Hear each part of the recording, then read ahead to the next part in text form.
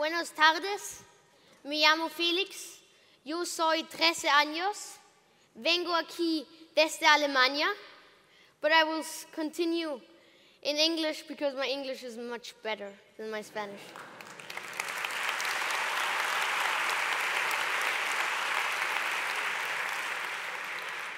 Dear Excellencies, ladies and gentlemen, thank you for making a conference about our future. Thank you for caring about our future. Here in Spain, hundreds of thousands of youth are on the street because they don't see any future. In the Arabic world, millions of children and youth are on the street because they don't see any future due to the dictators. In conferences like at the climate conference in Cancun in Mexico last year, many representatives of the youth were wearing a t-shirt which said, "You're discussing longer than I am old. Don't tell me you need more time." And many of them told me that they won't come to the next climate conference at the end of this year in Durban because they have no more hope. They have no more hope for their future.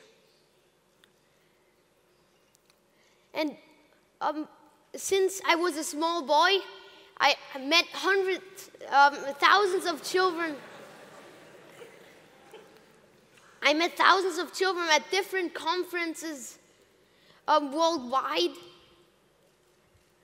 And I spoke to many of these children, and all of them tell me they're scared and they're worried about their future.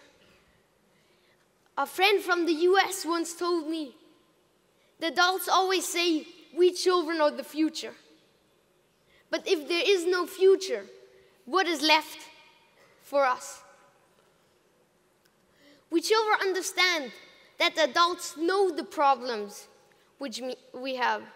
40 years ago, the Club of Rome published the report Limits of Growth. And at that time, the adults already knew the problems we have. And the adults know the solutions to these problems. So we children don't understand why there is so little action. And we often discussed about this topic. And we ended with 3 possible reasons why there is so little action. The first reason is the perception of future. For most adults, future seems to mean 20, 30, or even 40 years. But for many of us children, 2100 is still in our lifetime. So it's an academic question for the adults if the sea level will rise by 1, 2, or 3 centimeters or 7 meters by the end of this century. But for many of us children, it's a question of survival. The second possible reason why there is so little action is that many adults seem to hide behind the climate skeptics, the ones that say there is no climate crisis. For all these, we have an answer. If we follow the climate scientists now, the ones that say there is a climate crisis, and we act, and in 20 years we find out that they were wrong, then we didn't make any mistake. But if we follow the climate skeptics, the ones that say there is no climate crisis, and in 20 years we find out that they were wrong, then it will be too late to save our future. The third reason why there might be so little action is the example of the monkeys. If you let a monkey choose if he wants 1 banana now or 6 bananas later, the monkey will always choose the 1 banana now. And if many adults think like these monkeys, then we children have a huge problem.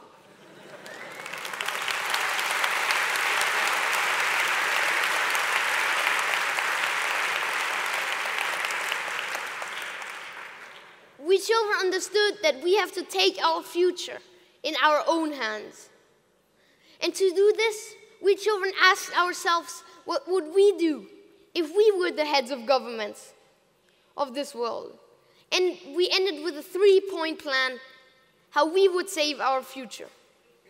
The first point is that until 2050, we have to go down to zero emissions. And the great thing about this point is that all technology which we need for zero emissions already exists today. The second point is that until 2050, we only have a limited amount of CO2 which we can exhaust left. The scientists say this is about 600 billion tons. Now, 600 billion tons divided up through the next 40 years until 2050 is 15 billion tons a year. And now we, as humanity, have to decide how we will spread this amount throughout the world's population. And for us children, there's only one possibility. Everyone becomes the same. And as we soon will be 10 billion people, this would be 1.5 tons per person per year. And if someone wants more, they have to pay to the ones that exhaust less.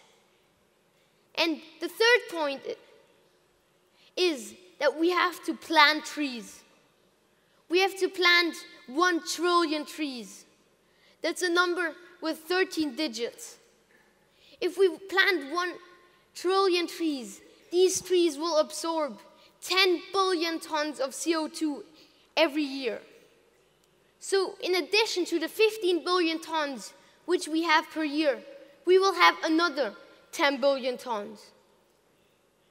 This is like a gigantic time joker that we've got a bit more time until we have to be down at the zero emissions.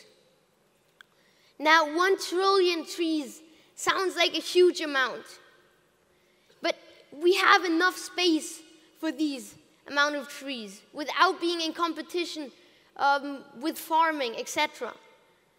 And if every person on this planet plants 15 trees a year for the next 10 years, then we would be able to plant these trillion trees. The Americans managed it to the moon in 10 years. The Chinese planted 2.7 billion trees in 2009. So if they continue that way, only China alone will reach 100 billion trees until 2050. So it is possible we can plant 1 trillion trees. But what do we children do to implement this 3-point plan to spread this idea? The first thing what we do is plant trees.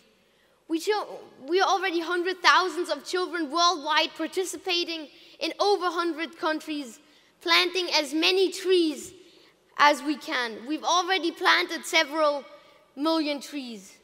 And furthermore, we children educate other children that they can participate. We are organizing one-day workshops to empower other children. We call these academies. We tell the other children why we are planting trees, why we have to act, and we tell them what everyone can do, how they can participate, how they can organize planting parties, etc. We've already had 90 academies with over 4,000 children that have participated at these academies in 12 different countries already. And we want to have 1 million children educated at these academies in the next 10 years. This would mean 20,000 academies. Furthermore, we children thought we had to bring this 3-point plan to the heads of governments of the world.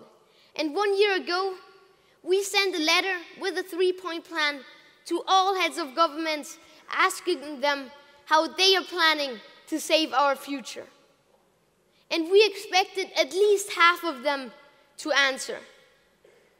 But we only got 11 answers. We were shocked by that result and decided that when we are 18, we children will form the first global political party, a political party in each country of the world which works together, that we can also make a difference in the political area.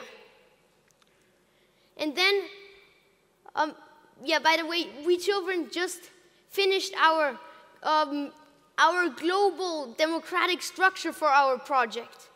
We have a global board with 14 participants, with 14 representatives in this global board from the 7 continents of this world, with 1 global president and 1 vice president, which is elected every year, with no re-election possible in this global board. And then we thought we had to bring this to the UN, and we brought it to the UN in different ways. For example, at the climate conferences. Last year, at the COP16 conference in Cancun. And we will bring it to Durban, the COP17 conference, the end of this year. And we brought it to the Biodiversity Conference last year. And to the UN General Assembly. Our Vice President, Yugratna, from India, spoke at the General Assembly 2 years ago. Now, I got to speak there at the beginning of this year. And furthermore, we thought we had to get the national parliaments involved, the ones that make the laws. For example, in Mexico, we were the first non-parliamentarians to speak in the parliament of one state of Mexico City. And the children from Mexico are invited to speak in the Senate of Mexico City later this year.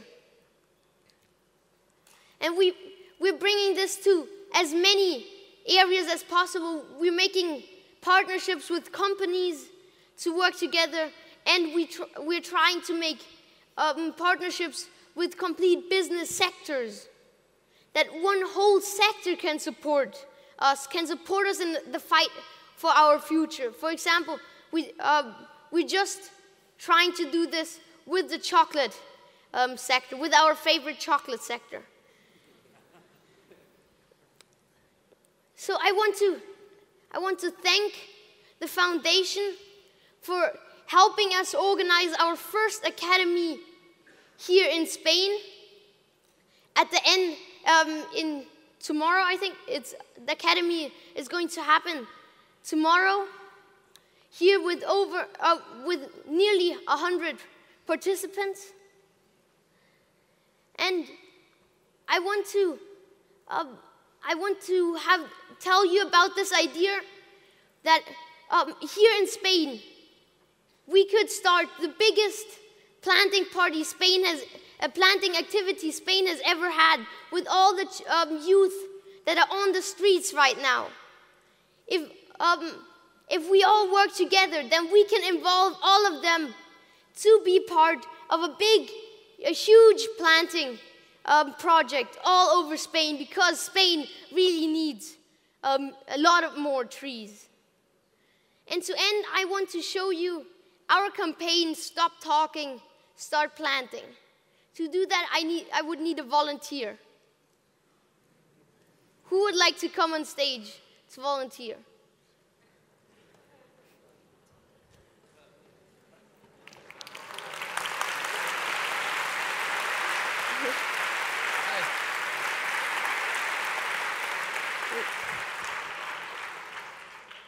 This is our campaign, Stop Talking, Start Planting.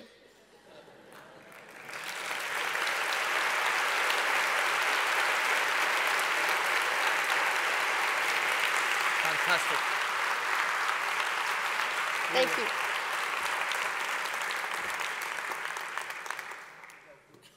So thank you again to the foundation for organizing this event.